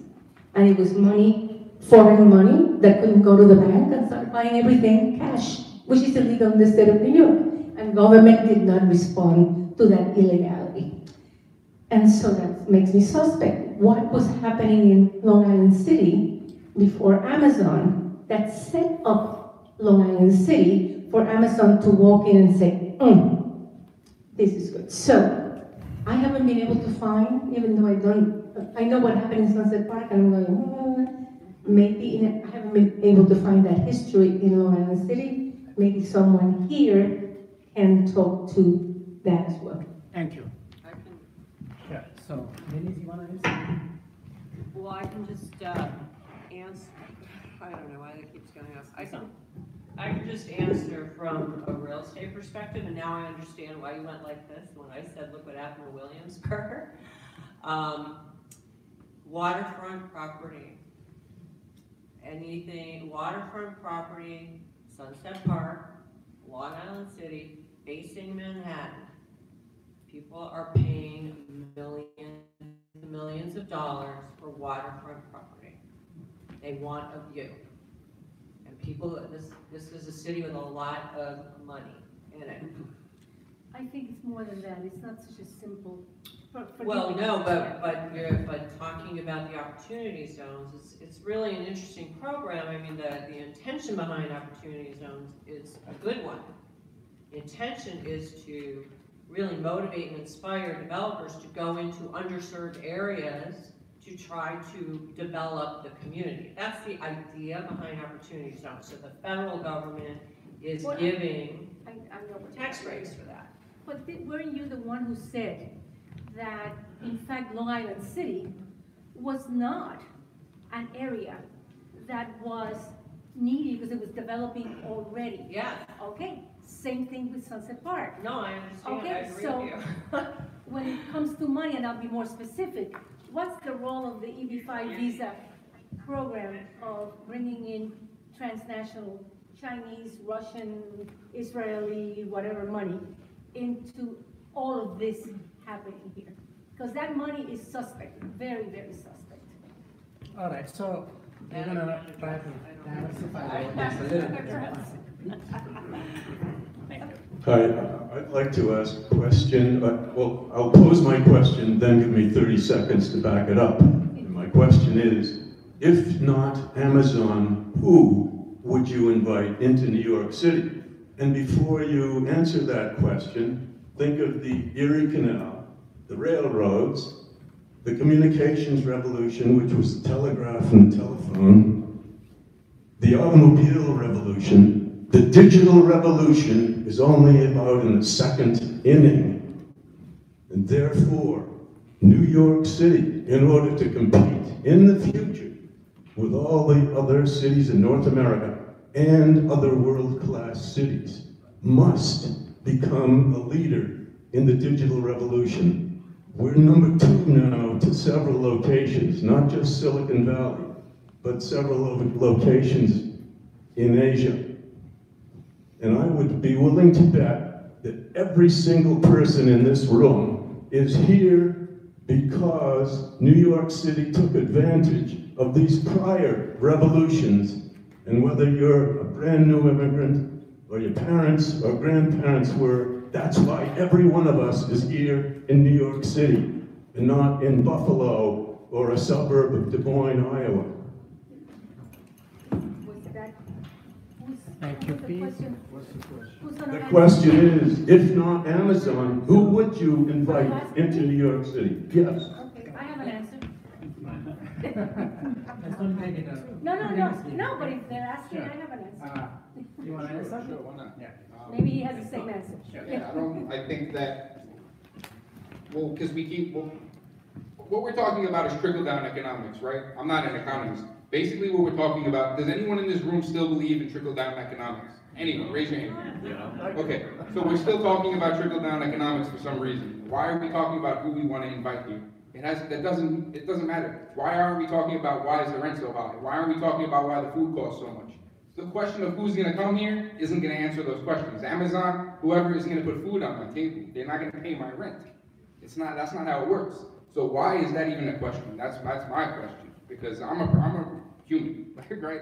So that's all I'm gonna say about that. That's just a silly question. Maggie, you wanna add? Yeah, I think Peter brings a good point, but I think the point of view should be conditioned a little bit, because I think we would all acknowledge that the railroads was a terrific ripoff of the American public, but it's kind of like a leaky bucket. There was enough retained in that bucket to create some wealth someplace. But the leakiness was the fact that here's the federal government giving away land along this railway path, and railroads kept it. And it's like the point I keep making, public land leasing. If the United States had done what Singapore, Hong Kong, Tokyo does with their infrastructure, they retain ownership. So I think to Peter's point, I think it's good that we need to get on top of the wave of these revolutions, but we need to be smart, and maybe we need to educate all the other cities that aren't quite up on what a Georgians would think, what they would require, so that we can retain the maximum amount of good for the society. I think, I don't want to kill Peter's point, because I think it's good that we need to ride that wave of technology, but we need to make sure we do the kind of things that doesn't promote inequality. And I think that's the fine line that we're trying to bridge on this panel and in the group today. So I appreciate you bringing the point up. Thanks. You want to add something? Sure. Okay. I would just like to say that I think that development should be as a right. I think that when companies come in, these huge companies come in and they want to purchase land, and they want to start a business, they should have to do it the exact same way a small business owner comes into the city and wants to start a small business. You know what we give small business owners in New York City? We give them loans. We don't give them cash, we give Amazon cash, and we're giving small business owners loans. So I think that the playing field should be equal for everybody. you. Tracy? Denise, what you said about the public having fear of the jobs coming in and they wouldn't get them. There's always a fear of the public against business. That's what's wrong with the country. There is no trust of the public in business. We know they're going to keep the profits and give nothing back, and we know they're going to get away with murder. And until we solve that problem, which would be to become a Georgist, where it's all pointless. We've got to have trust in each other, and until we have that, what do we have? Thank you. That's a comment, right? Not a Yes, question. a comment. No, that's a question. I would like that to be a question. Okay, sure. You wanna go? Well, I'm just gonna add on to your comment. I listen to my daughter, who's 23, who comes home and tells me what's going on with her friends and her company, her corporate America company. She works in the Chrysler building. And it's so different than when I was working at her age, and companies cared about their employees, and employees in turn gave loyalty. And it's really interesting now to see that there's no loyalty. The millennial generation, excuse me for using that term if we have any millennials here, my daughter goes nuts on me, but the millennial generation, they move around. She's been in her job for a year and 3 months and she's interviewing. You know, there's no loyalty, there's no longevity anymore, and it's because corporations are all about the numbers, and they're not the benevolent corporation who cared. Like I had the benefit of having for many years, it's how old I am, and it's not there anymore. And so I agree with you. I agree with your point completely. What are we to do about it? I don't see it ever going back. And I also came from Detroit, grew up in Detroit, and I saw the auto industry turn on all of their employees after, you know, so many years, and there was so much loyalty, and that changed as well. So. I'd just like to say I worked in Japan about 30 years ago, and the loyalty there of the worker to the corporation still had this mythic quality. They would bow in front of statues of their employer every morning at like a shrine. But I didn't like that either. That's kind of scary. Happy medium. Right, we have to find one. Okay. Yes, we have another question there, Professor Sheikh. Yeah, just a minor point, but I think a good issue was raised about trickle down, and the other side of trickle down is trickle up. And in many times in U.S. history, towards the Great Depression, money was allocated to people who didn't have jobs, precisely to make them have jobs. And that creates income for the community, it creates small businesses, it creates more jobs, and economics is called a multiplier effect. It can go either way. So the second point is that this discussion is focused on the US, but we really need to look at other parts of the world. I mean, when AOC is talking about socialism, in Europe it's not called socialism, it's called social democracy. And if you go to Sweden, Norway, Denmark, as I have recently, they are really well off. They are the richest country in the world. They have free healthcare, they have free education. That means that if you're born poor, you are not constrained in part of going into a top university. You just have to be, unlike now where you have to pay, you know, $20 million to get your kid in. You get in. And that is something that we can aspire to. It's already happened. It's not a mystery. So we need to move the discussion a little bit away from what we've inherited towards what we can construct. And that's a good way, I think, to broaden the discussion. Thank you.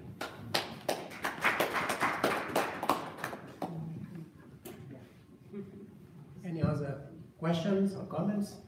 I want to start with those who have spoken. Yeah. All right.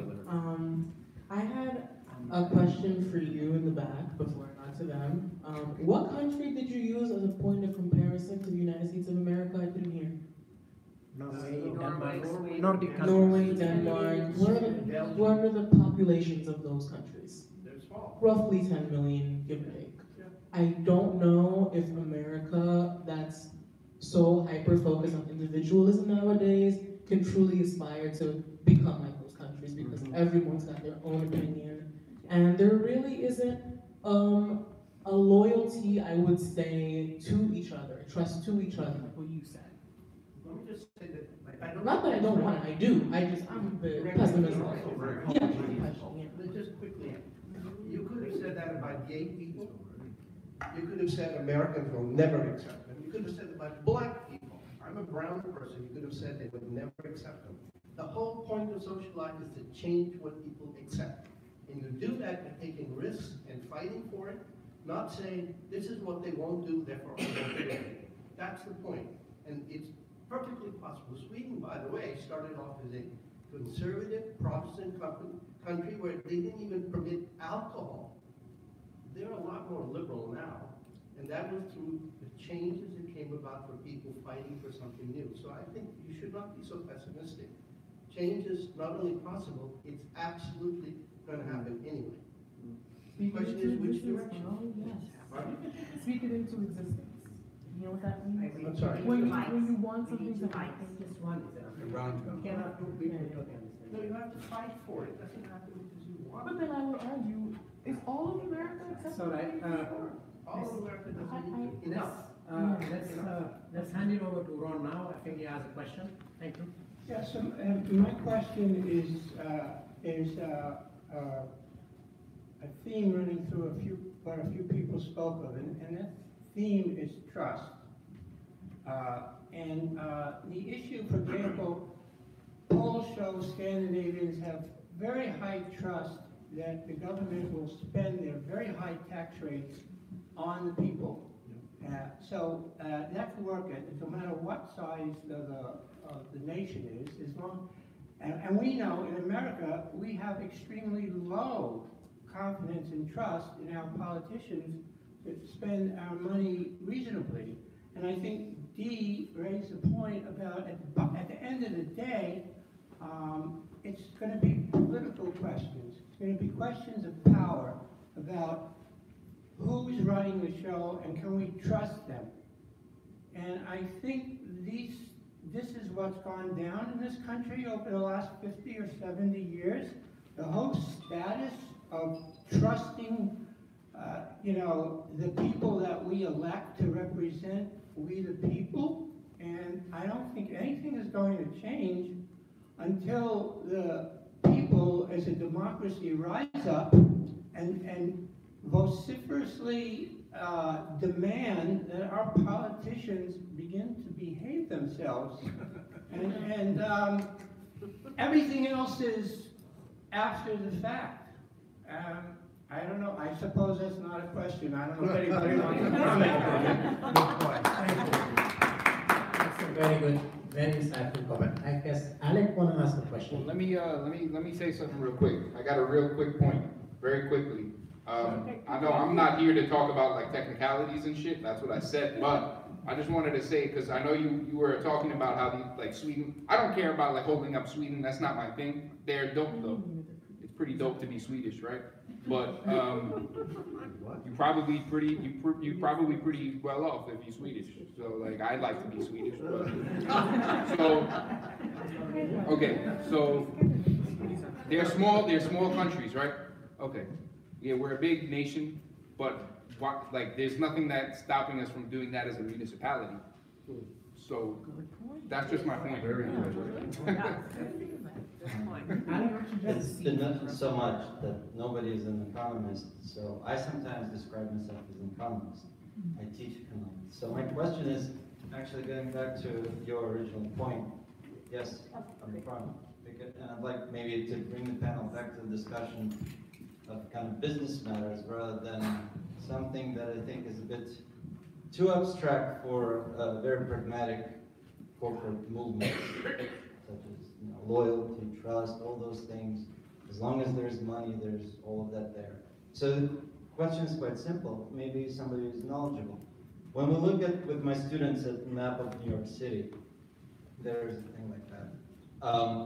And we look at income distribution and we'll look at different economic development zones. There's only one question that comes not from me, but from students, because I teach the true New York sample. I have everyone in my class, which makes it a much more interesting experience. The only question is why Long Island City again? Why was there consideration, or let's restate, was there consideration for any other zones? Because if realistically, New York City has a brand, and that's what attracts companies here. There are studies, there's an organization which I always, Urban Future, I think that's what they're called. They have a lot of reports that they put out on New York City, and there's one report after another. A lot of companies come and they try to stay in New York City simply just to have on their letterhead, headquarters New York City, wherever it might be. So the question is then, why was Amazon thinking about Long Island City? Maybe you know something about this, maybe you should know this. These are behind this is the information economists don't have. Rather than East Brooklyn, somewhere in the Bronx, somewhere else. Because think about this, if you're building a campus, there's definitely much more affordable space there in terms of labor force for whatever support services. There's a lot of labor force available for that in those areas. Just look at the average incomes. So it comes up as a natural question, and I don't know if somebody could comment, maybe. Thank you. Anyone ready? You go. Okay. Yeah.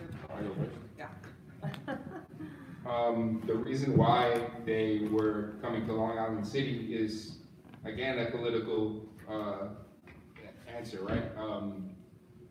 So in Long Island City, you have a council member, Jimmy Van Bramer, who takes real estate money, number one, and he's overwhelmingly trying to develop this area into a tech hub in cooperation with this entity called the Long Island City Business Improvement District, which has Citibank on the board, JetBlue is on the board, and so essentially what's happening is that corporate lobbying entities called business improvement districts, right? This one in Long Island City has been actively lobbying the city to bring tech into the area. So it's actually like a call and response kind of thing. The corporations there and the real estate forces there said, we want a tech hub here.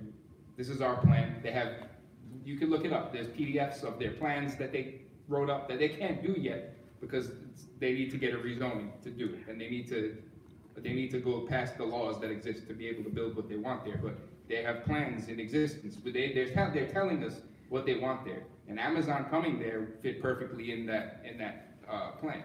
So, you know, it's actually like really easy to find out about all this stuff. If you look at the business improvement districts and the kind of the real estate conferences and what's being said at them, they wanted a tech hub. They're building a tech hub, and Amazon would have fit right in.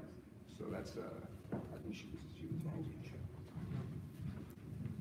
Well, I don't have the politics side of the answer, but from everything that I've read and understood from a real estate perspective, Long Island City is proximity to Manhattan. A lot of tech talent lives in Manhattan, so it's very close proximity. Tech is across the river. No, I understand, and they were also looking at Brooklyn Triangle as well. I know that was one of the areas they were looking at. But what I've read was it was proximity to airports. It was close proximity to Manhattan, so they could actually take advantage of employees that they could hire from any borough in Queens, Brooklyn, and Manhattan as well. So they broadened their pool of talent that would commute easily to the campus. And, I'm just giving you the real estate perspective, not the political perspective. But that was, I know, some of the things. And of course, the addition of a helipad. Very easy addition of a helipad on the waterfront right there. So I'm sure that was a consideration. Thank you. Well, I think Alec brings up a good point of why it's going to be, well, why was it proposed for New York City? Well, you know, Long Island City is such a short stop between, you know, Court Square and the E-train to the next stop. It's almost invisible boundary, so it's kind of like ready-made for that next move for somebody to have a New York City on their letterhead. But I think what I've heard from our panelists, Lee and Bridget, is the idea that I brought up about real estate being the currency of politics, because I'm hearing the backstory of how things work, and I think that's explaining what we're seeing and the challenge that we have. Because my point of view is that we need development. It's just that we need to lessen the inequality. Thank you. Any other questions? I actually have a question. I want to take somebody from the back there. Oh, Ramon, you have a question? I was going to ask a question. Oh, go ahead, yeah. Back. Sure. So I actually have two questions, and I'll try to be very quick. So first, I know there was a mention of the tax revenue that's going to be generated from this deal, possibly, right? And that being positive. But, just like the tax revenue that was going to be generated from the deal, and how... It's slower. The tax revenue that was going to be generated from this deal, and how that would be a positive, right? Not lower, slower. Slower.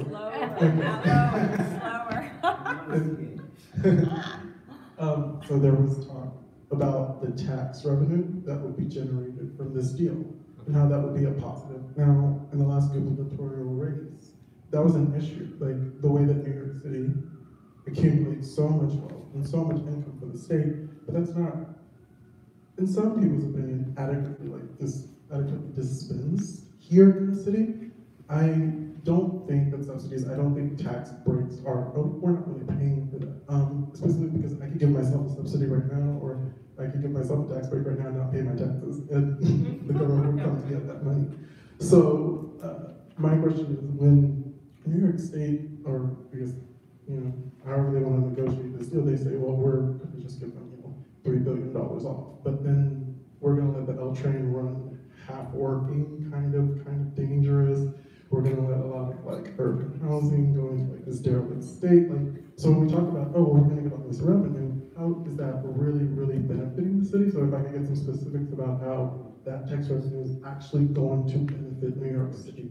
And my second question, and I'll be quick with this one, is I want to take it back to Henry George, because the Henry George School, but there was mention how Henry George would support this deal specifically because it would increase land value and it would create jobs.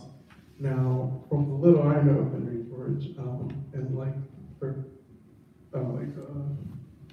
populist reasons, I vehemently am against Amazon going to the city, but the little I know of Henry George, under our current tax code, I can't reconcile him saying this would be a good deal because of that land still not being taxed and the way our tax code works. I don't see him saying, well, at least jobs are being created and at least the value of the land's going up, but the land's not being taxed.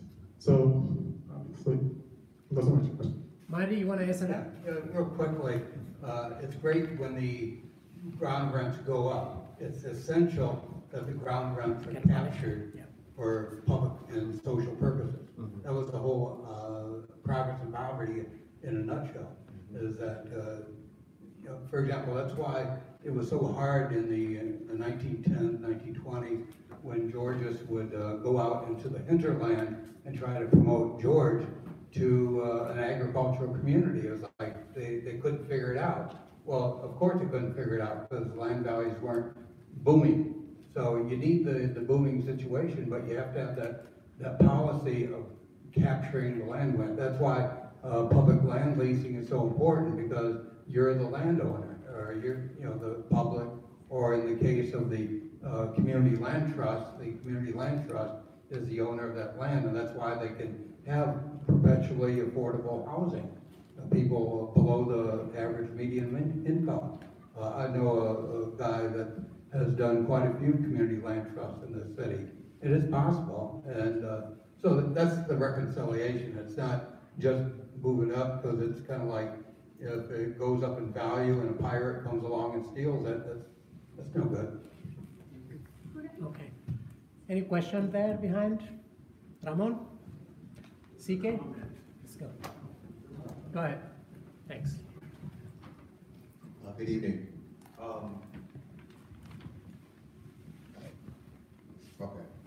I'm currently doing a study on how large games like the Olympics and the World Cup screw up the host nations and the host cities. I think there's a certain amount of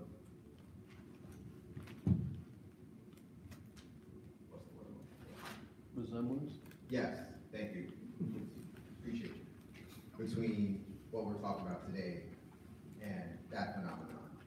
I think Amazon was part of a larger phenomenon, definitely in the country, of cities and states holding to certain political dogmas about the need to bring big businesses into their jurisdiction and offering the world to them in order to get them to come in. To me, the issue is the dogma. The issue is the culture that perpetuates this foolishness. Frankly, I think it's foolish. So my question is, what do you think can happen to change that culture? I know Marty knows a bit about the history of how railroads worked in this country and possibly how that the culture changed around giving the railroads so much in order to get the railroads to come through. So I'm curious what each of you thinks about how the culture today can change of different cities giving away so much to all of these corporations for, be it the World Cup, be it, you know, the Olympics, be it an Amazon, be it a Google campus, be it, you know, it's not, I don't think it's just tech anymore. As you said earlier, it's also about real estate in general being the currency of government in many ways, and so it's an attitude towards real estate that needs to change, which is why we're here at Henry George School. Thank you. Anyone wants to answer that? Looks like a Bridget. No, I Cultural think question. I think the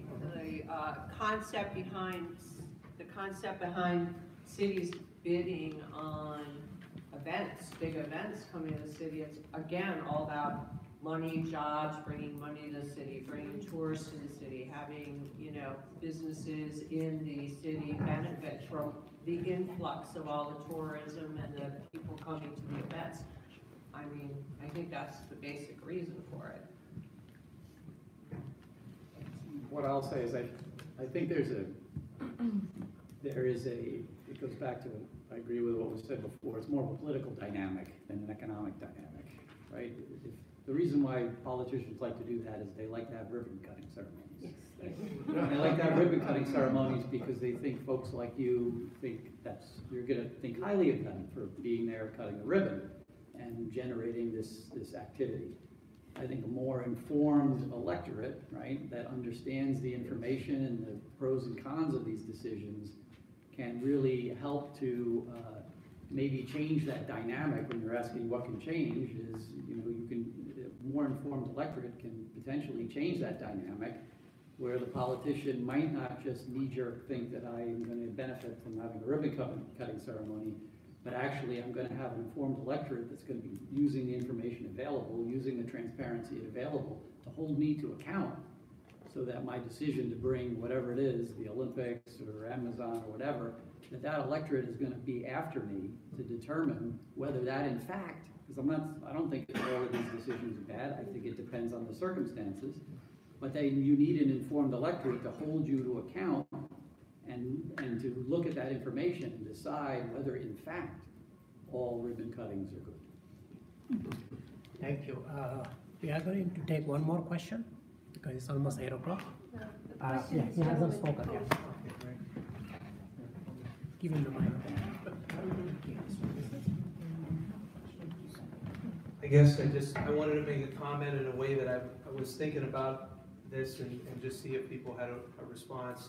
I guess part of the way that as I've been listening and trying to put everything together is wondering, is there a way that this works? It's almost like a puzzle that we're saying, is this a good decision or a bad decision?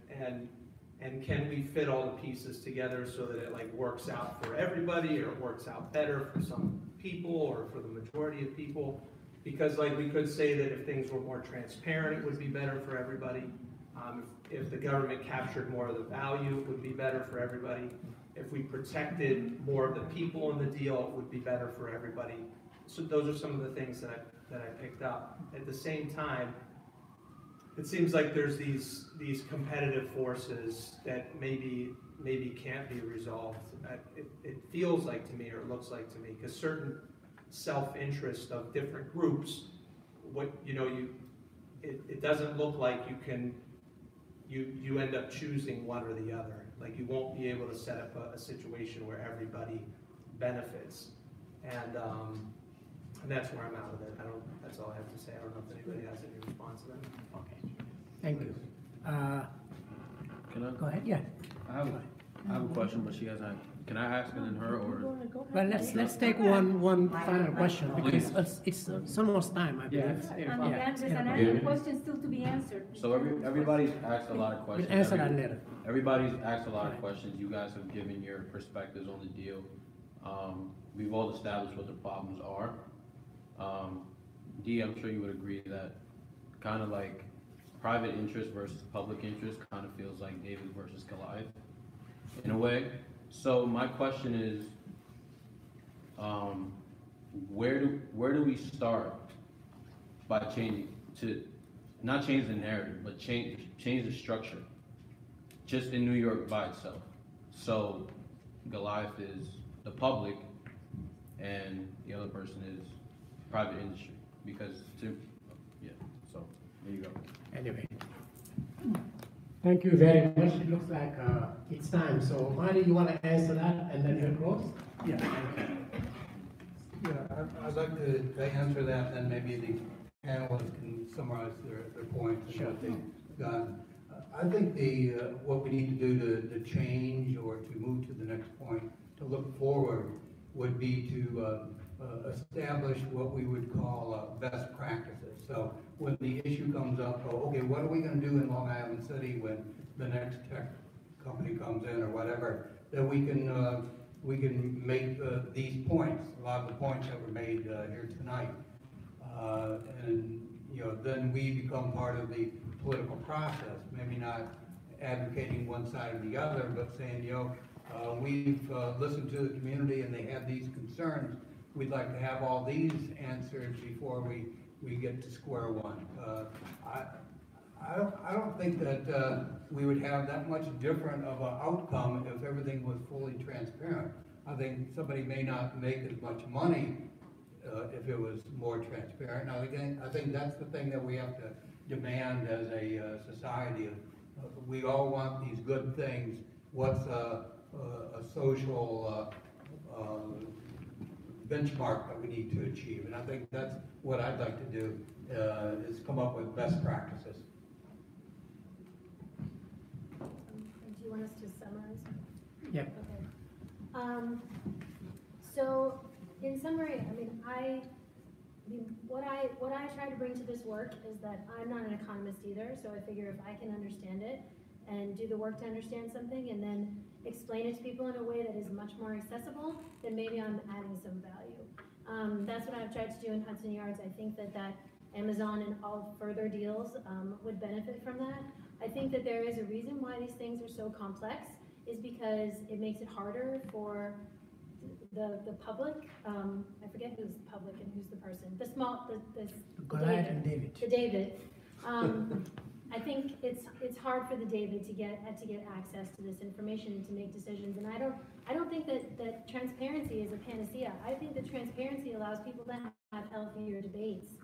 I think that my work in Hudson Yards was motivated by the fact that people didn't know it was costing so much money, and when they found out, they were really surprised. But the buildings are already built, so the horses left the stable. And I think that if people have an opportunity to understand what choices they're making. I mean, look, when you want to make investment, when you want to invest in something, choice to put money in one place and not the other. I just think that people need to have all of the information about how that's being done, and the increasing financial complexity makes it more and more difficult for the average guy on the street or a woman on the street to be able to understand what they're doing until it's too late and their money is gone.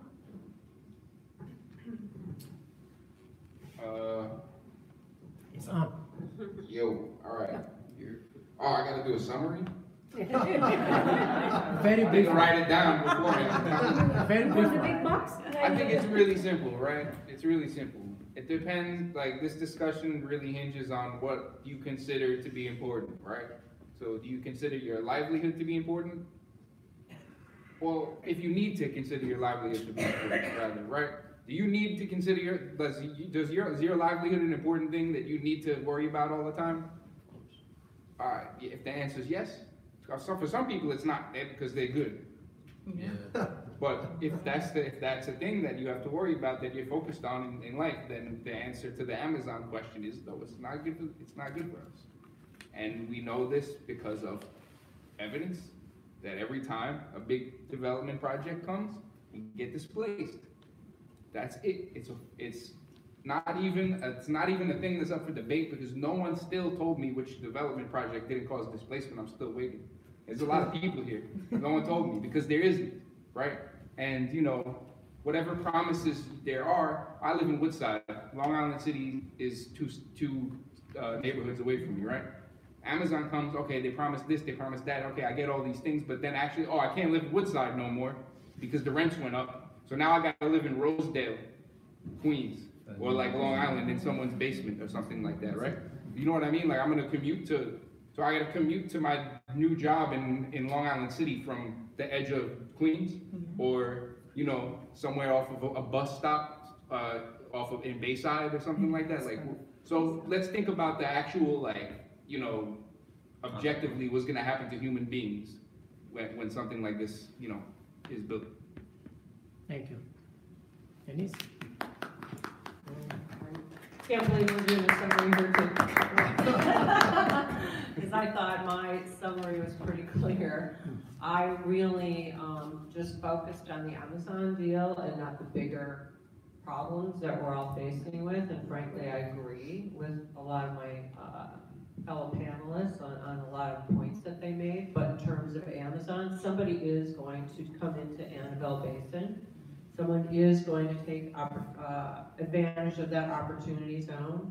I'm sorry it's not Amazon. I feel $3 billion in performance-based tax breaks to bring a lot of jobs to the city, to also spur a lot of small businesses. I don't know about you, but I'm so tired of walking down every avenue and seeing small businesses close right and left. All I see are for rent everywhere.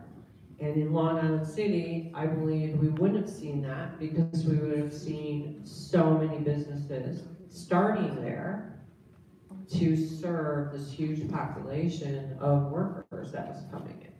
So something's coming in, and I'm sorry, it's not Amazon. I have one more question. No, we haven't answered your first question. That's true. And I have an answer for your first question. No, I'll just. Sorry, we are closing. We can continue the conversation later. Okay? I'll just finish up by circling back to where I started, right, which is on information transparency, right? So the information is available, right? I echo Bridget's point that the information in financial statements is after the fact, but New York City's financial statements disclose every material tax abatement they've given. So any citizen of New York City can look at that list, and I think you can get a pretty good sense of the types of tax abatements New York City gives.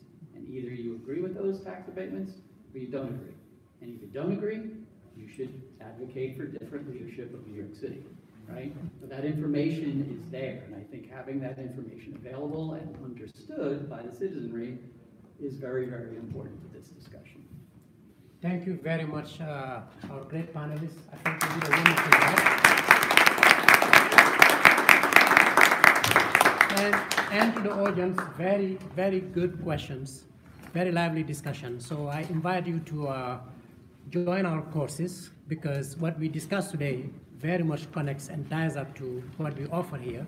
We have 2 courses every week, Monday evenings and Wednesday evenings. and we also have other events. So we post it all on the website. We also have a series of interviews known as Smart Talk, where we have scholars discuss issues such as Amazon and other. It's okay, people can hear me. You can hear me? So I was just extending an invitation for those who attended today. Read the website. To continue the conversation by joining the courses and then visit our website to see other programs that we are offering. Thank you very much.